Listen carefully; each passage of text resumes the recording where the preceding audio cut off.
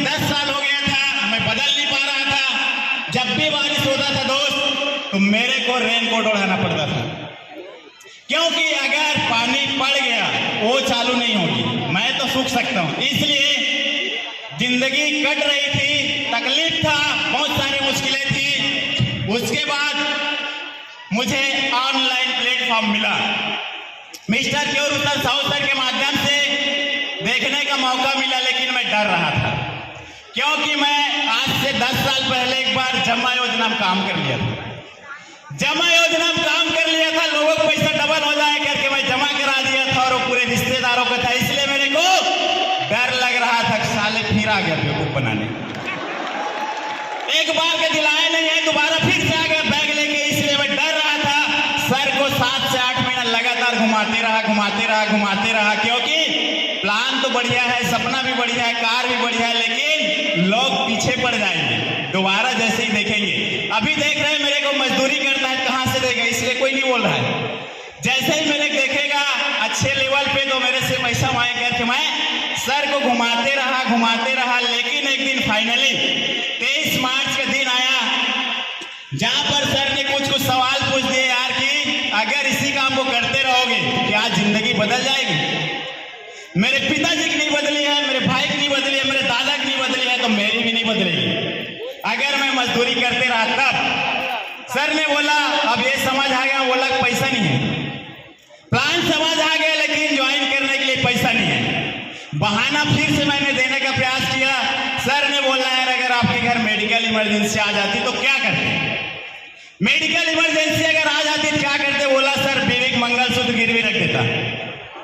सीधी सी बात है, अगर कुछ भी प्रॉब्लम आएगा गरीब आदमी के पास तो पैसा ही नहीं बैलेंस में, तो बोले बस आज आपके गरीबी का एक्सीडेंट हो चुका है, आज आपके गरीबी का एक्सीडेंट हो चुका है, अगर आज डिसीजन ले लिए तो मैं गारंटी देता हूं, मैं वादा करता हूं कि आपके लाइफ परिवर्तन आएगा।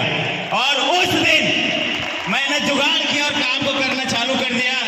कुछ नहीं देखा, जितना सीनियर ने बोला, जैसे बोला करने का निश्चय कर लिया, स्टार्ट किया और घर गया। तो मेरे पिताजी सबसे पहले बोला, बेटा भीख मांगने वाला काम नहीं करना है, एक बार तो इज्जत लुटवा चुके और दोबारा नहीं करवाना है करके। भीख मांगने वाला काम है, लोगों घर घर जाने का काम है, नहीं करना है। पत्नी बोले जवान आदमी टिफिन ले काम पे जा, 300 रुपया मिलेगा, क्योंकि शुरू में पैसा नहीं आता है, स्टार्टिंग जब करते हैं पैसा नहीं आता है। लेकिन मेरे को समझ आ गया तहसील इंडोर स्टेडियम में जाने के बाद कि यही वो इंडस्ट्री और यही वो सीनियर है, यही वो कंपनी है, यही वो प्लान है जो मेरे लाइफ में बदलाव लाएगा। और मैंने कुछ न देखते हुए, किसी की बात नहीं सुना, सबसे झगड़े होते रहे, लेकिन मैंने पैसे पे फोकस किया, क्योंकि मैंने वो दिन देखा था जब मेरे स्कूल के फीस नहीं भर पाया था तो स्कूल से बाहर भगा दिए थे। मैं नहीं चाहता कि मेरे बच्चे को कोई स्कूल से बाहर निकाले। देखता था कपड़े लेकिन लेता नहीं था, साड़ी दुकान में जाता था लेकिन टैग देख के साइड करवा देता कि इसका गलत ठीक नहीं है। ये हालत चल रहा था, तो मेरे सिर्फ और सिर्फ एक ही चीज समझ आया कि जब तक करोड़पति नहीं बनना तो रुकना नहीं है। जब तक करोड़पति नहीं बनेंगे तब तक रुकना नहीं है। ना बाप की सुनेंगे, ना दादा की सुनेंगे, ना पड़ोसी की सुनेंगे, ना चाचा की सुनेंगे सिर्फ और सिर्फ क्या साहू सर की सुनेंगे, सौरभ साहू सर की सुनेंगे, विनोद सेन सर के सुनेंगे। इन तीनों ने मेरे लाइफ का गारंटी लिया, तो इन्हीं की सुनूंगा।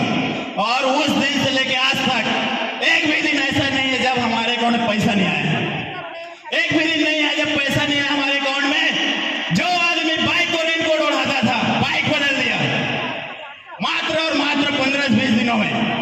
28 मार्च को कार खड़े कर दिया। जो लोग बोलते थे बेटा तेरे से नहीं होगा, लोग बोलते थे तेरे से नहीं होगा, पापा बोलते थे भीख मांगने वाला काम, पत्नी बोलती थी मजदूरी करो। लेकिन मैंने जब कार लाया घर में, लोग पैसा दिए घर में आके, रात को 11 बजे 7 आईडी पैसा लगा। स्टार्टिंग में वही लोग मेरे बोलते थे कि बेटा नहीं चलेगा, नहीं चलेगा, नहीं चलेगा। लेकिन साबित कर दिया टीएमपीएल ने, दोबारा 28 जून को 2000 स्क्वायर फीट का प्लाट रजिस्ट्री करवा दिया। लोग गांव में माहौल बन गया कि टीएमपीएल क्या चीज है भाई, क्या बवंडर है।